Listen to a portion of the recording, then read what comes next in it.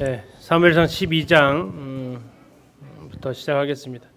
자, 우리가 7장에서 에베네셀 전투, 사무엘이 이스라엘이 이끈 첫 번째 전투, 그리고 마지막 전투, 에베네셀이라는 이름이 붙었던 전투를 보셨고요. 8장에서 그들이 왕을 요구했다라고 합니다. 누구랑 같이요? 네, 누구랑 같이? 다른 나라와 같이.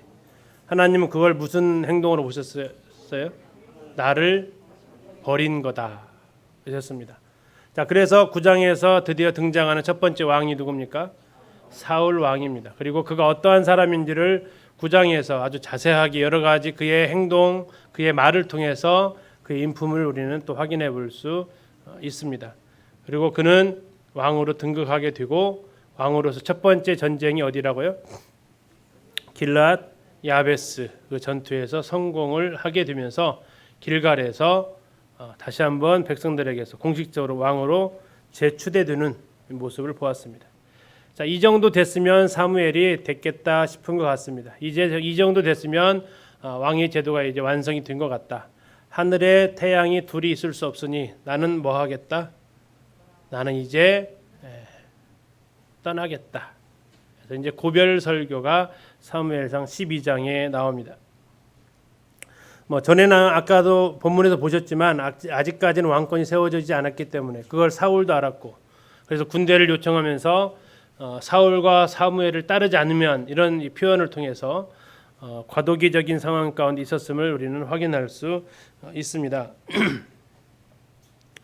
12장 2절을 잠시 보시면 사무엘이 이렇게 얘기합니다. 이제 왕이 너희 앞에 출입하느니라. 이제 왕이 너희 앞에 출입하느니라. 이제는 왕권이 세워졌다라고 이야기를 합니다. 자, 그러면서 자기의 과거의 자신의 모습을 이렇게 이야기를 합니다. 그러면서 뭐라고 얘기하냐면 내가 너희들한테 흠잡힐 만한 일은 아무것도 한 적이 없다. 혹시라도 있으면 말을 해봐라 라고 얘기합니다. 3절에 이렇게 얘기합니다. 내가 여기 있나니 여호와 앞과 그의 기름 부음을 받은 자 앞에서 내게 대하여 증언하라. 내가 누구의 소를 빼앗았느냐? 누구의 나귀를 빼앗았느냐? 누구를 속였느냐? 누구를 압제하였느냐? 내 눈을 흐리게 하는 뇌물을 누구의 손에서 받았느냐? 그리하였으면 내가 그것을 너희에게 갚으리라 하니.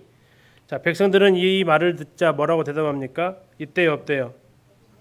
4절 끝에 보니까 아무것도 없습니다라고 인정을 해 줍니다. 5절에 사무엘이 백성이 이르되 너희가 내 손에서 아무것도 찾아내는 것이 없음을 여호와께서 너희에게 대하여 증언하시며. 와, 여기에 대해서 누구를 증인으로 세우셨어요? 하나님을 갖다 증인으로 세웁니다.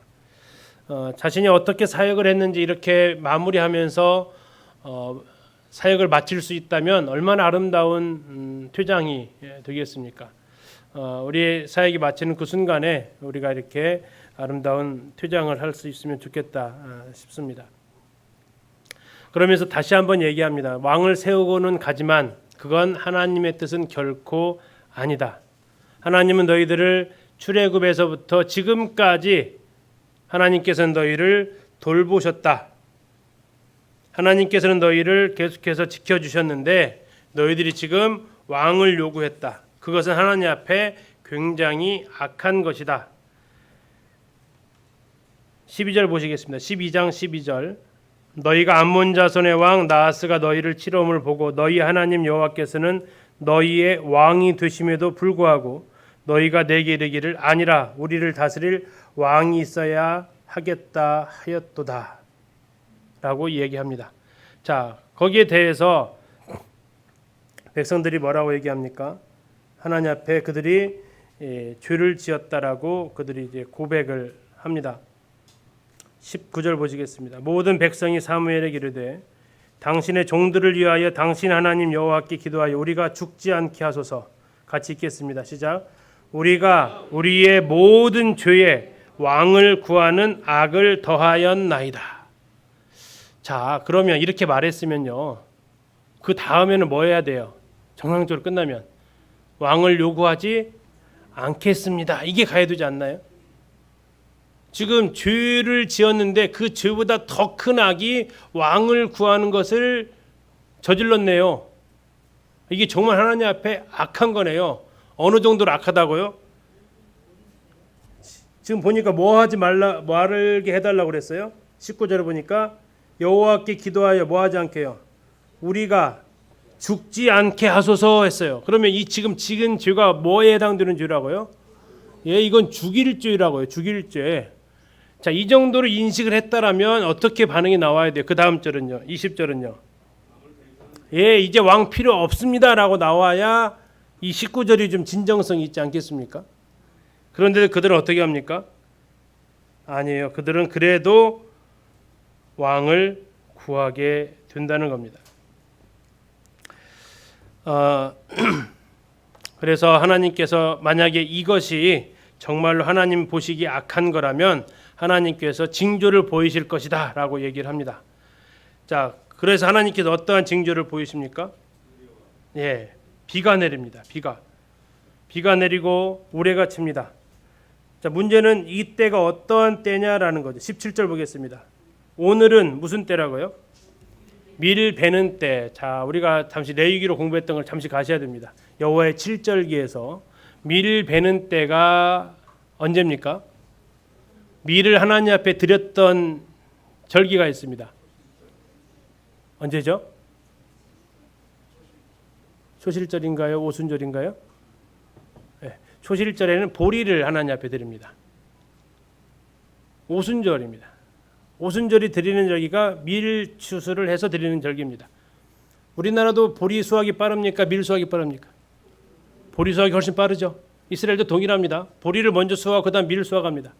그래서 초실절은 보리 수확을 하나님 앞에 드리는 거고, 다음에 50일을 세서 하나님 앞에 오순절날 77절날 드렸던 제사가 바로 밀 제사입니다. 자, 이스라엘의 우기가 비가 오는 달이 몇 월부터 몇 월까지 비가 온다고요? 10월 중순부터 6개월간 옵니다. 10월 중순부터 시작하면 11월, 12월, 1월, 2월, 3월, 4월까지 옵니다. 늦으면 5개월, 6개월 옵니다. 자, 오순절은 몇 월 달입니까? 우기인가요? 건기인가요? 우기인가요? 건기인가요? 예, 6월절이 끝나면 우기 끝나는 겁니다. 그로부터 한 50일 지나서기 때문에 여기는 지금 무슨 기간이라고요? 건기로 들어가는 기간입니다. 건기는 뭐가 안 옵니까? 비가 오지 않습니다. 그런데 17절에 보니까 얘기합니다. 오늘은 밀 베는 때가 아니냐. 다시 말하면 오늘은 건기가 아니냐. 내가 여호와께 아뢰니 여호와께서 우레와 비를 보내사 너희가 왕을 구한 일 곧 여호와의 목전에서 범한 죄악이 크다라는 것을 너희에게 밝히 알게 하겠다 했더니 어떤 일이 벌어져요? 18절에 그날에 우레와 비를 하나님께서 보내십니다. 건기에 비가 오는 것은 지금 뭐가 오는 거랑 비슷하게 그럼요. 느낌상으로 눈 오는 거랑 비슷한 거예요. 뭐 2월 달에 눈 올 수 있잖아요. 그죠? 근데 5월에 눈이 왔다. 이것은 큰 기상이변이죠. 지금 건기 때 막 천둥치고 비가 왔다라는 얘기는 그들이 두려워할 수밖에 없는 기상이변입니다. 그리고 기도하자마자 그런 일이 벌어졌기 때문에 그들은 하나님 앞에 하나님도 두려워하고 사무엘도 두려워했다라고 18절 끝에 이야기하고 있습니다. 근데 문제는 뭐냐? 자, 하나님 앞에 큰 악이라는 걸 깨달았죠. 두 번째는 이게 하나님 앞에 두려운 일이라는 것을 깨달았죠. 근데 문제는 뭡니까? 왕을 구하는 요구를 취소해야 하네요. 안 한다라는 겁니다. 이건 무슨 상황이죠? 근데 혹시 우리 삶 속에 그런 거 있으세요? 없으세요? 분명히 하나님의 뜻이 아닌 것 같은 줄 알아요. 배워서 알았든 뭐해서 알았든. 그리고 실제로 그걸 통해서 고난도 당해봤어요. 그러면 아이고 뜨거 해가지고 손 탈탈 털고 아닌가 보다 하고 탁 털어요? 아니면 그래도 나가봐요? 참 대답하기 어렵죠. 지금 이 상황이 그 상황이라고요. 하나님의 뜻이 아닌 줄 알았어요. 큰 악인 줄도 알았어요. 그리고 그거 하면 하나님한테 혼난다는 것도 경험했어요. 하나님 두려운 분인지 알았어요. 그러면 툴툴 털고 하나님 취소하겠습니다. 더 이상 왕 구하지 않겠습니다. 그 다음에 자연스럽게 이어지잖아요. 근데 이들은 어떻게 한다고요? 그래도 왕은 있어야겠습니다. 이게 어쩌면 우리의 모습에 참 그 목이 뻣뻣한 이런 모습으로 나가고 있는 것이 아닌가.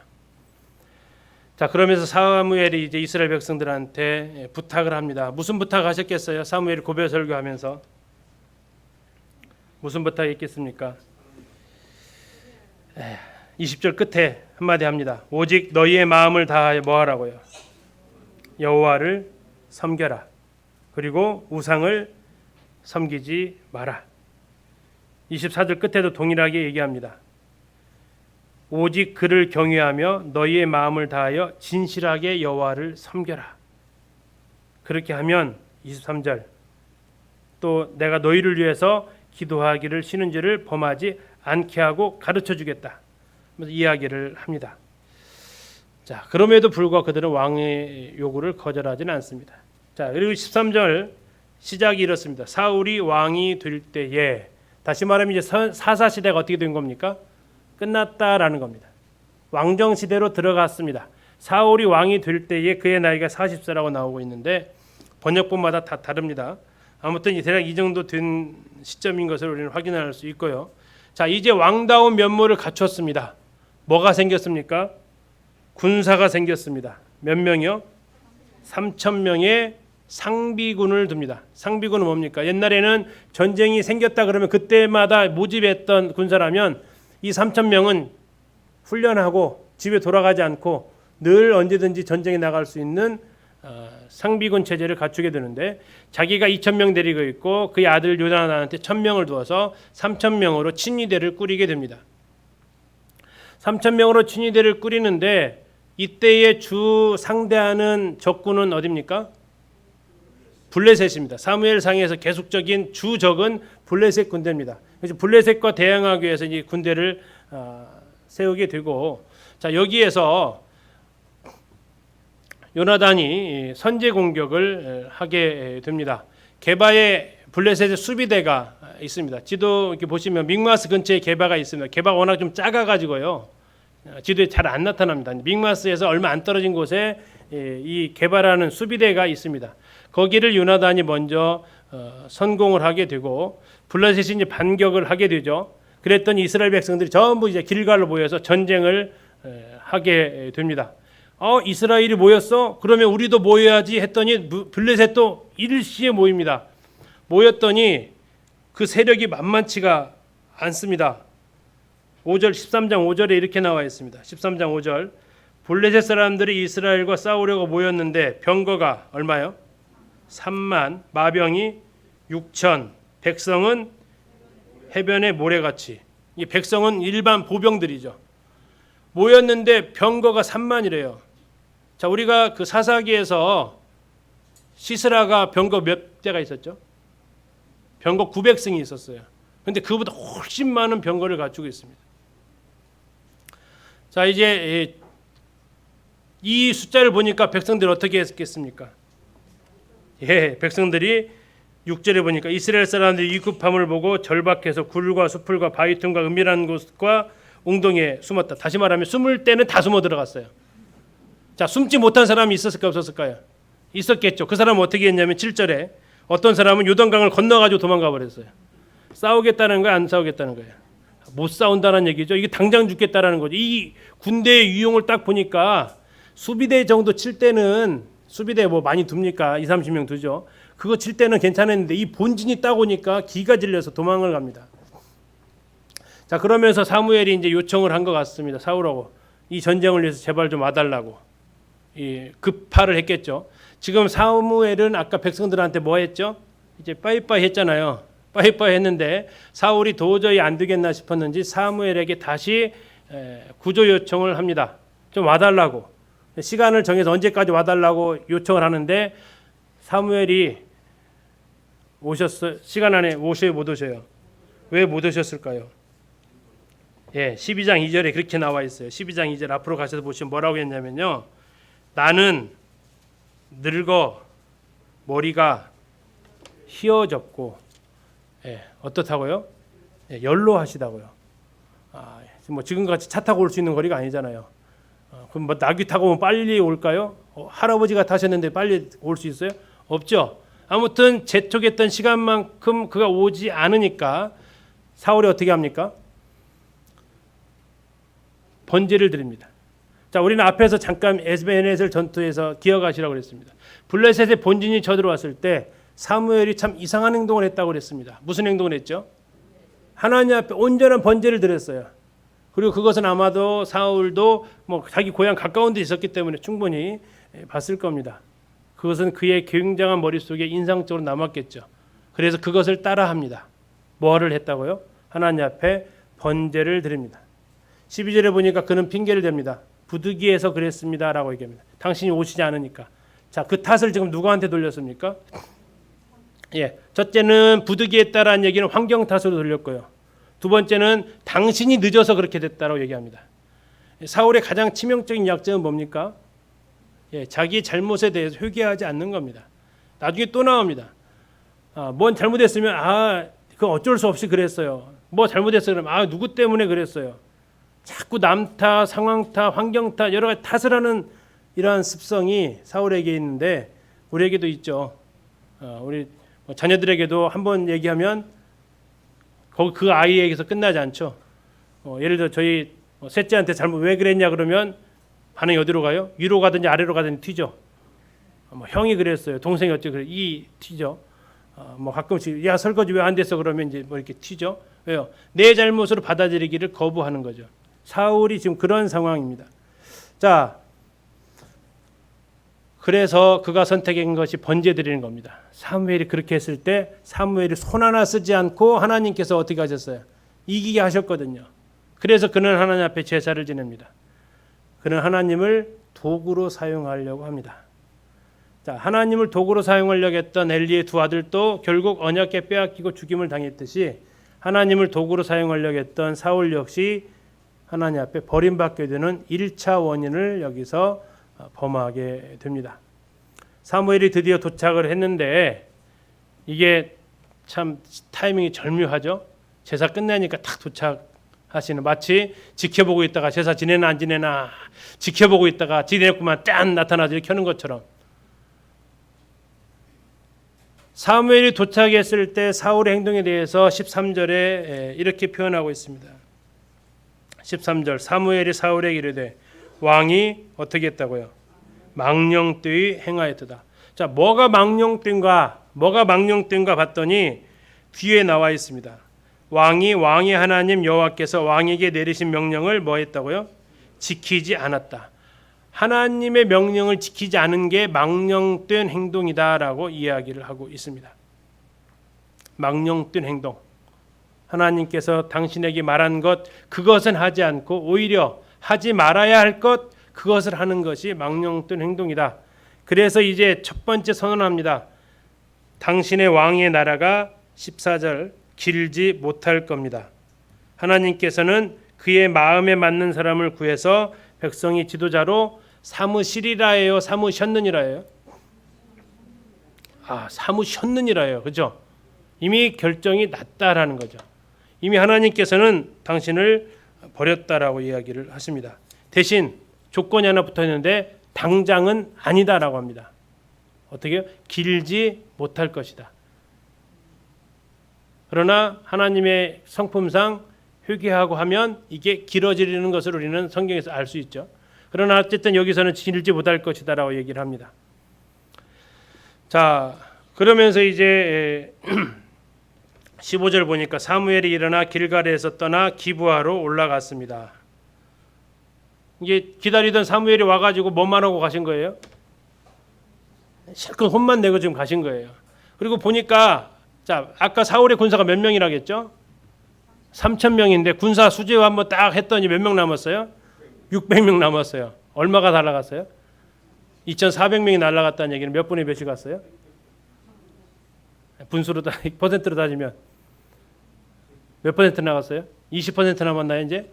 이 600명밖에 남지 않습니다. 적은 양쪽에서 협공합니다. 근데 무기를 봤더니요. 블레셋이 쳐들어와가지고 너희들 무기 만들지 말라고 하면서 철공소를 다 없애버렸어요. 그래서 만약에 칼이 필요해 또는 삽이 필요해 뭐가 연장이 필요하면 블레셋 땅으로 와서 만들어 해가지고 아예 무기를 못 만들게 하니까 무기는 딱 두 명만 가지고 있었다 하죠. 누구요? 사울과 요나단만 칼과 창이 있고 나머지는 그럼 뭐 들고 싸우러 나왔을 것 같으세요? 예, 곡괭이 뭐 낫이 있었나 모르겠는데 낫 이런 거 농기구 뭐 이런 걸로 이제 뭐 대나무가 있었나 모르겠지만 하여튼 그런 몽둥 이런 걸로 좀 싸우러 나온 거죠. 저쪽은 다 무기가 뭐고요? 철이죠. 뭐 이건 누가 보나 뻔한 장면이죠. 자, 이렇게 해서 600명으로 이제 한번 싸워 보려고 하는 거죠. 자, 상황 보셔야 돼요. 아까 병거가 얼마라고요? 3만. 마병이 6천. 보병은 엄청났어요. 근데 이쪽은 몇 명? 기드온의 2배네, 그도. 그렇죠? 기드온 300명인데 기드온 2배네요. 이길만 할까요?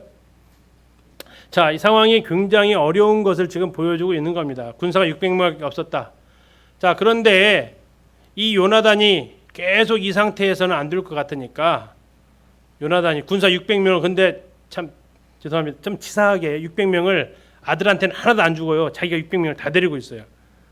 그리고 요나단은 자기 그냥 호위 수하 하나 둘밖에 지금 없는데 요나단이 자기 무기 든 소년한테 얘기합니다. 우리가 기습 공격을 좀 하자.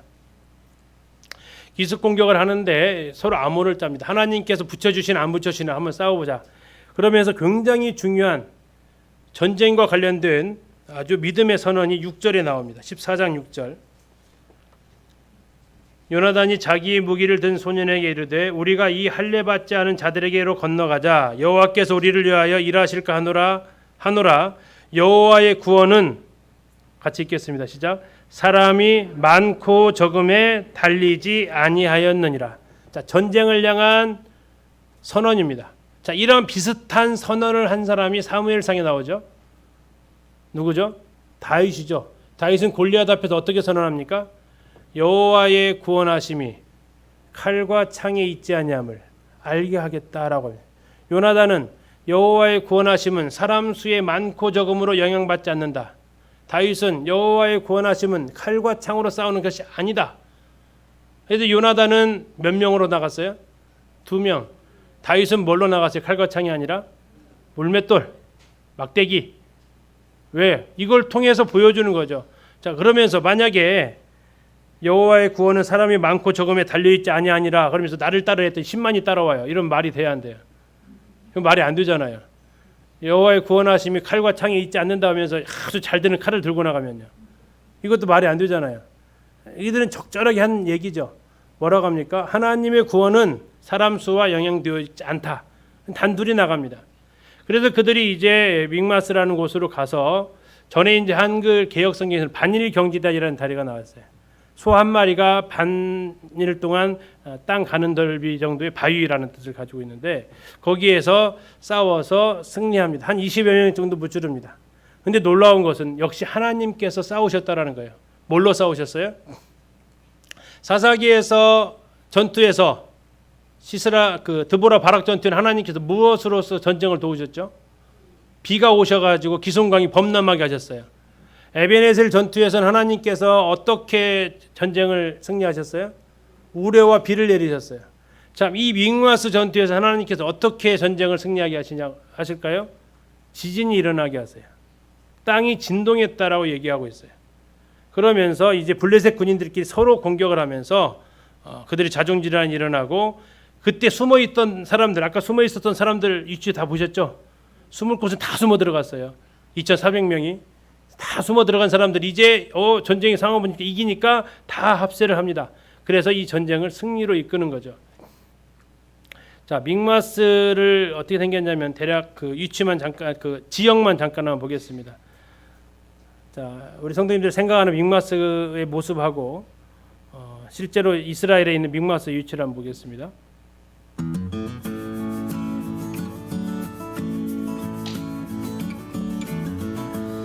여기는 이제 그 사람들 믹마스 사는 사람들이고요.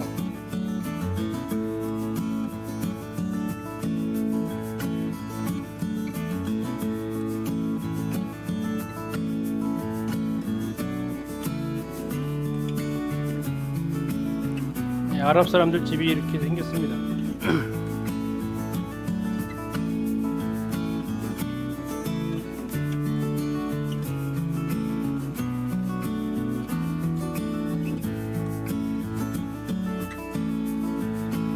자, 이제 싸움이 있었던 그 지형으로 이제 옮겨가 봅니다.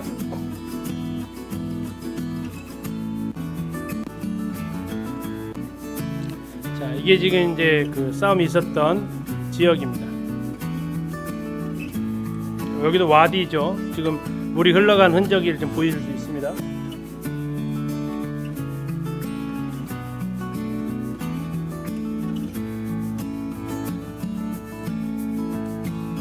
자, 한쪽은 블레셋 군대가 있고 한쪽은 요나단과 그 무기든 자가 있습니다. 그리고 이 양쪽에 있는 바위 이름이 하나는 보세스, 하나는 세라 이렇게 되어져 있습니다. 하나는 믹마스 앞에, 또 하나는 게바 수비대에 있었던 곳에 있고요. 이런 지형 가운데 있습니다. 자, 이 안으로 좀 더 이제 한번 들어가 보면 이렇게 생겼습니다. 이번에 가면서 이스라엘 찍었는 사진인데요. 와, 놀랐던 것은 지금 이 사건이 있은 지가 한 3,000년 됐거든요. 3,000년 됐는데 지명이 지금도 뭐예요? 네, 지금도 믹마스예요. 3,000년 전 성경 지명이 그대로 있어요. 근데 아세요? 놀라운 것은 이 땅이 2,000년 가까이 다른 나라가 지배했던 땅이잖아요. 그럼에도 불구하고 믹마스라는 지명이 여전히 지금도 있어요. 그래서 이쪽으로 이제 메인 출구 이쪽으로 해서 쭉 올라가면 믹마스 그 마을로 들어갑니다. 이제 그 골짜기로 쭉 내려가면 이렇게 생겼어요. 자, 지금 요나단이 기어 올라가는 게 보이셔야 돼요. 이 내려와가지고 상대방 기어 올라가는 게, 다시 말하면 적의 출입이 없을 것이라고 생각하는 장소로 간 거예요. 누구나 들어올 수 있는 장소가 아니라 이 바위를 어떻게 기어 올라가는 겁니다. 지금 둘이서. 그러면서 저기서 야 올라와봐 그러면 하나님 우리를 붙이셨다라고 암호를 받고 올라가는 거예요. 자, 이런 이 양쪽에 하나는 세네, 하나는 보세스하면서 그들이 이 바위를 내려와서 상대방 올라가서 전쟁을 치렀다라는 겁니다. 그 지도상으로 이렇게 보게 되면 이게 지금 믹마스 전투인데요. 아까 사울이 왕으로 취임받았던 1차 미스바입니다. 그리고 사무엘이 전쟁을 했던 것도 여기 미스바 여기고요. 다음에 기브아가 사울의 고향입니다. 그리고 믹마스가 지금 전쟁이 일어났던 장소고요. 게바의 수비대가 이렇게 있었습니다. 요나단의 군대가 와가지고 여기를 공격을 하고 하면서 하나님께서 지진으로 그들을 혼란스럽게 하셔서 결국 이 전투에서 누가 이기게 하십니까? 이스라엘이 이기게 하십니다. 자, 전쟁이 이렇게 되니까 숨어있던 사람들을 다 나와서 공격을 합니다. 자, 이런 가운데에서 계속 몰아붙였어야 되는데 사울이 여기서 이제 실수를 하죠. 자, 사울의 마음은 조급했습니다. 기회는 이때다. 한 번에 쓸어버리자. 그러면서 명령을 하나 내립니다. 무슨 명령이요? 아무것도 먹지 마라. 먹을 시간 없다. 무엇을 먹는 자는 저주를 받을 것이다. 라고 선언을 해버립니다. 이게 먹을 시간도 없을 정도로 싸워라 이거죠. 근데 무슨 문제가 생기죠? 못 먹으면 힘이 없잖아요. 그죠? 이 문제가 생기는 겁니다. 자, 저주로 왕이 저주로 맹세시키니까 백성들은 더 이상 먹을 수가 없었죠. 그런데 이 소식을 누구는 못 들었어요. 둘 나가 있었잖아요. 요나단하고 그 사람 못 들었고, 요나단이 보니까 꿀이 있어요. 자, 석청이죠. 벌집에 있는 꿀을 건드려서 찍어서 먹습니다. 먹었더니 성경은 표현하기를 눈이 확 밝아졌다. 당이 돌아온 거죠. 예, 당 떨었던 사람에게 당이 딱 들어오니까 눈이 확 밝아지니까 살겠다 했는데 옆에서 이제 얘기하는 거, 왕이 아무것도 먹지 말라겠는데요. 얘기하는 거죠. 자, 그랬더니 요나단이 얘기합니다. 우리 아버지가 이 땅을 곤란하게 하셨다. 자, 사울은 뭐라고 합니까? 너희가 믿음 없이 행했다. 믿음으로 묻지야지. 그 한 끼가 그것이 문제냐? 믿음으로 나갔어야지. 자, 믿음이 없는 겁니까? 아니면 과도한 요구를 한 겁니까? 이게 문제는 뭐예요? 내가 했으면 믿음 없는 거, 저기 땅을 이게 상대방이 하게 되면 이게 뒤집어 씌우죠. 이거 믿음 없어서 그런 것도 못해 요구하고, 상대방은 또 뭐라고 해요? 그런 곤란한 명령을 하면 어떻게 해요? 이렇게 또. 근데 문제는 이 명령이 사울은 굉장히 조급했다라는 하나님께서의 평가가 있었다는 거죠. 자, 여기에 대해서 저주를 했기 때문에 요나단이 죽어야 됩니다. 그런데 백성들이 어떻게 합니까? 아닙니다. 하나님과 함께 일한 사람입니다. 요나단 옆에 누가 있었다고요? 하나님이 함께 있습니다. 그러면 사울은 여기서 이제 결론이 나는 거죠. 아무튼 이렇게 해서 사울은 요나단을 죽이려고 했지만 백성들이 못 죽이게 막습니다. 45절 보시겠습니다. 14장 45절.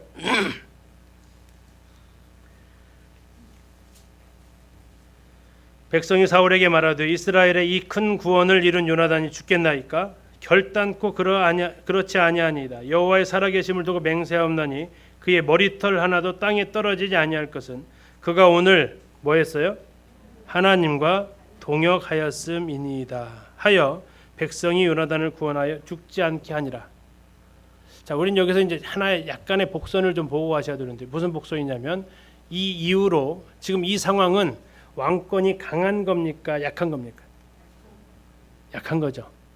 왕이 명령대로 지금 못하는 상황이죠. 나중에 15장에 가서 아말렉을 전부 진멸하지 못하는 일이 벌어집니다. 그때 사울이 무슨 핑계를 댑니까? 백성이 그렇게 하자고 했어요. 백성이 그렇게 하자고 그랬다가. 자, 어느 정도는 뭐 일리가 있습니다. 이미 지금 한번 꺾였습니다. 왕권의 의지가. 그러나 그렇다고 해서 모든 핑계를 백성한테 돌리는 것은 왕으로 설 일은 아니죠. 그러나 지금 이 상황은 한번 왕으로서의 힘이 백성들에 의해서 뭐 한 거예요? 한번 꺾인 겁니다. 사울의 표정을 한번 카메라로 돌려보시면 어떤 표정 나올까요? 어이구 다행이다, 아들 죽일 뻔했는데 살았다. 안도의 숨이 나오실까? 이것들 아니면 얼굴이 그냥 물구락불구락 감히 이것들이 이런 표정이 나왔을까 생각해 볼 수 있겠습니다. 그러나 이것은 나중에 15장에서 사울이 이제 핑계대는 하나의 사건으로 연결되어지기도 합니다. 그 이후에 사울은 가는 곳마다 전쟁을 해서 승리를 하게 되고요. 모압도 암몬도 에돔도 블레셋도 계속해서 이깁니다. 그리고 그는 계속해서 용사를 불러 모읍니다.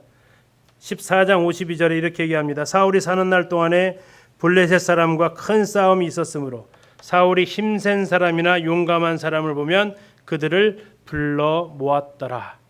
자, 이것은 왕의 제도에서의 단점을 그대로 성취되는 모습을 보여주기도 합니다. 그리고 이제 사울의 가족 관계가 나오고요. 사울이 왕으로서 버림받은 대표적 두 번째 사건 아말렉 사건이 15장에 나오고 있습니다. 자, 첫 번째는 블레셋과의 싸움에서 망령도 행했습니다. 뭘 했죠? 제사를 드렸습니다. 왕으로서는 해서는 안 될 제사를 하나님 앞에 드려서 망령되이 행했습니다. 두 번째 아말렉과의 전투에 그는 이제 블레셋과의 전투에서는 하나님께서 왕이 넘겨줄 거다. 대신 약간의 기회를 줬죠. 뭐라고 그랬어요? 왕의 나라가 길지는 않을 것이다 라고 했습니다. 근데 이제 여기에서는 완전히 왕의 나라가 넘어가는 장면이 아말렉과의 싸움에서 나옵니다. 자, 하나님께서 사무엘을 통해서 사울에게 명령을 하십니다. 아말렉을 진멸하라. 이건 신명기에서도 하셨던 말씀입니다. 왜 진멸합니까? 그들이 무슨 잘못을 했죠? 이스라엘 백성이 출애굽에서 제일 먼저 싸운 대상이 누구예요? 아말렉입니다. 출애굽기 17장에서 제일 먼저 싸웠던 게 바로 이 아말렉군과 싸우죠. 그래서 그 하나님께서는 그것을 계속해서 기억하셔서 그들을 진멸하라고 하십니다. 자, 그런데 군사를 또 모집을 합니다. 아까 몇 명 모였습니까? 33만 모였죠. 자, 이번엔 몇 명이 모입니까? 15장 4절 보십시오. 사울이 백성을 소집하고 그들을 들라임에서 세어보니 보병이 몇 명이요? 20만 명. 아까보다 조금 모였네요. 그죠? 그 다음에 유다 사람은요? 몇 분이 몇입니까? 20만 명 중에 만 명이에요. 자, n분의 1도 안 했죠. 5% 기여했습니다. 5%. 유다 지파가 지금 이 사울 왕조에 대해서 어떠한 분위기인지를 생각해 볼 수 있습니다. 근데 문제는 아말렉과의 싸움이에요. 아말렉은 어느 지파 밑에 있지요? 위치적으로 남쪽에 있어요, 북쪽에 있어요? 아말렉 족속 남쪽에 있어요. 유다 지파 밑에 있어요. 그러면 어쩌면 누가 제일 많이 나와야 돼요? 유다 지파가 제일 많이 나와야 돼요. 지역적으로 유다 지파 밑에 브엘사바 그 밑에 이 아말렉이 다니니까 그들을 치러 가는데 가장 가까운 지역에 가장 큰 지파에 있었던 유다 지파가 고작 보낸다는 게 10,000명 보내요. 저 북쪽에서부터 막 다 모집해서 20만 명이 왔는데, 자 유다 지파 아까는 30만 대 3만, 지금은 20만 대 10,000. 자 지금 그 상황을 좀 이해하고 가시면 좋겠습니다. 자 그렇게 해서 결국 어쨌든 승리를 하는데 문제는 뭡니까? 아각 왕도 살려두고 좋은 짐승들도 다 살려둡니다. 자 이것을 하나님께서 뭐 바로 아시죠. 그래서 하나님께서는 이스라엘의 왕으로 사울을 세우신 것을 뭐 하신다고요? 후회하신다라고 표현을 하십니다. 11절 보시겠습니다. 15장 11절.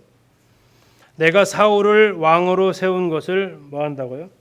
후회하노니 그가 돌이켜서 나를 따르지 아니하여 내 명령을 행하지 아니하였음이니라. 아까 블레셋과의 싸움에서 이 여호와의 명령을 행하지 않은 것을 무슨 행동이라고 그랬어요? 망령된 행동이다. 또 다시 한 번 더 한 거죠 지금. 자 그러면서 사무엘은 여기에 대해서 하나님 앞에 부르짖습니다. 중보기도를 하는 거죠. 11절 끝에 보니까 밤새워 온 밤을 여호와께 부르짖습니다. 사무엘이 12절 사무엘이 사울을 만나려고 아침에 일찍 일어나서 길갈로 갑니다. 근데 들려오는 소문이 무슨 소문이 들리냐면 사울이 갈멜에 이르러, 여기 갈멜은 갈멜산에 있는 갈멜이 아닙니다. 갈멜은 두 군데 있습니다. 갈멜산 쪽에도 있고 이쪽 그 산악지대 거기도 있습니다. 갈멜에 이르러 뭘 세웠어요? 기념비를 세웠대요. 누구를 위해서? 자기를 위해서 기념비를 세웠어요. 자기를 위해서 기념비를 세웠다고 합니다. 지금 중심이 지금 어느 쪽으로 가고 있는지를 우리는 알 수 있습니다. 그래서 지금 13절 사무엘이 사울에게 이른즉 사울이 그에게 이르되 사무엘에게 이르되 원하건대 당신은 여호와께 복을 받으소서. 같이 읽겠습니다. 시작.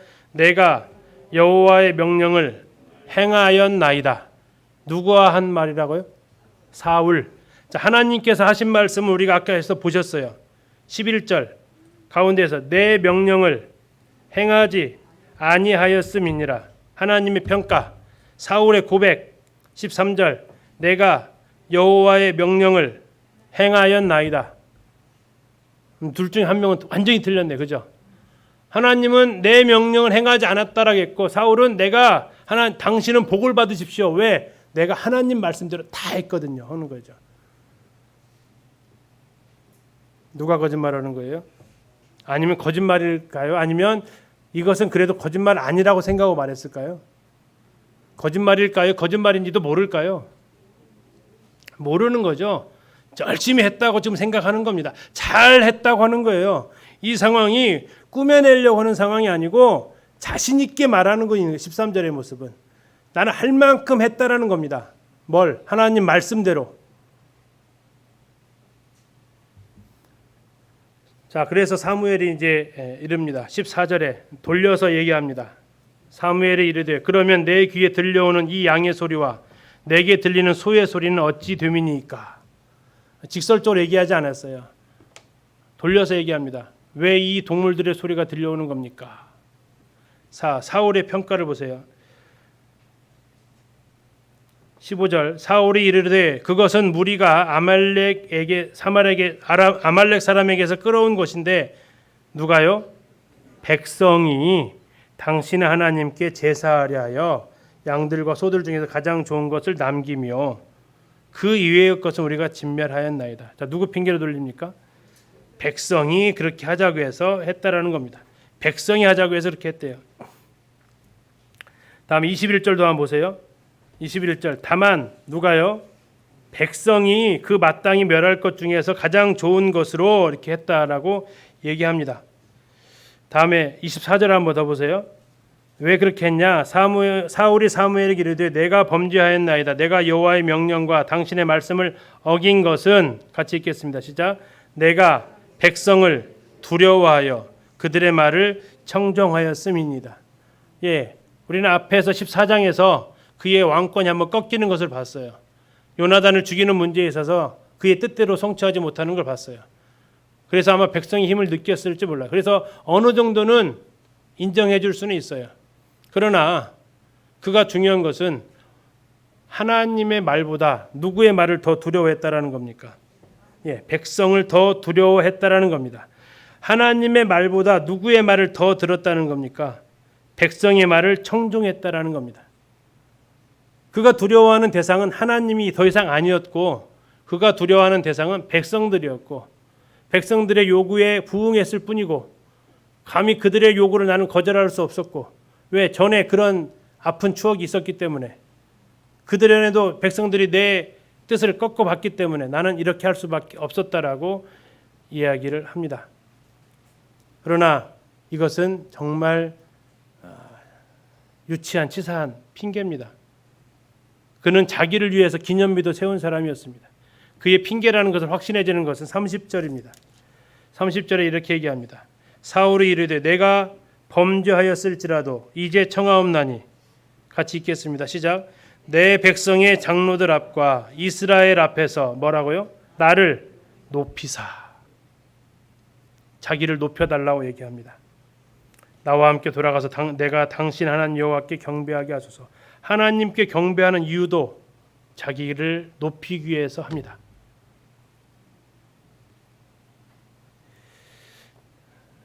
그리고 이제 사무엘은 아각을 죽이게 되고요. 34절을 가서 보시면 이에 사무엘은 라마로 가고 사울은 자기의 집으로 올라가니라. 35절 사무엘이 죽는 날까지 사울을 다시 가서 보지 아니하였으니, 자, 둘이 만났다가 못 만났다고요?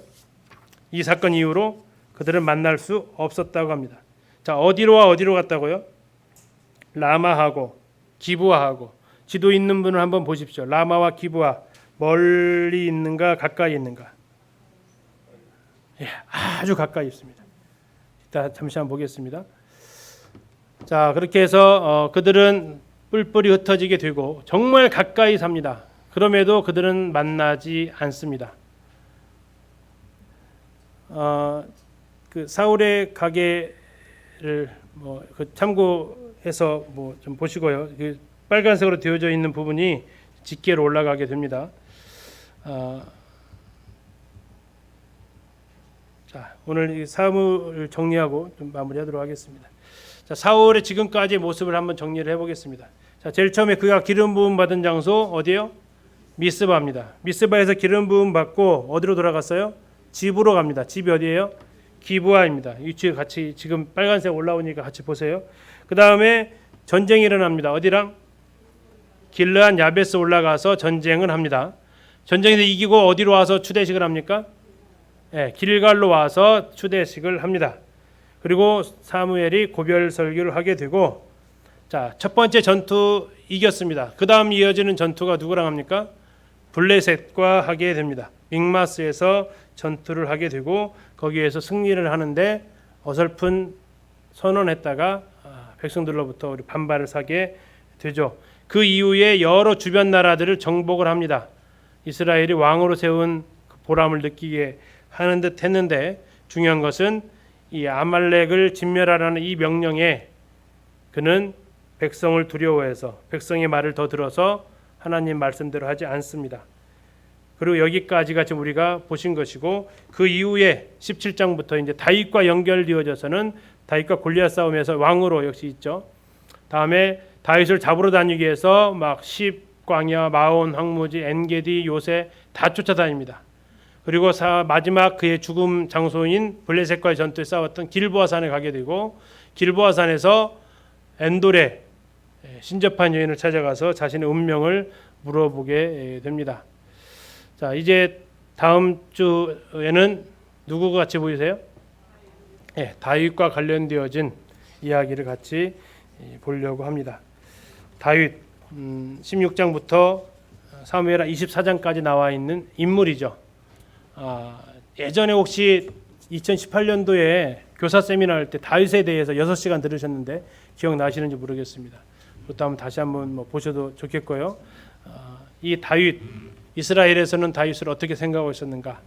그는 가상의 인물로 생각을 했던, 또 그때 세미나에서 가장 기억나는 것 중에 하나가 다윗이 이새의 진짜 아들이었을까 하는 그런 거, 좀 아이러니 같은 것들 좀 있고 합니다. 그래서 다음 주는 이 16장에 나와 있는 다윗에 대해서 같이 이렇게 살펴보도록 하겠습니다. 선생님 기도해 주시고 오늘 마치겠습니다.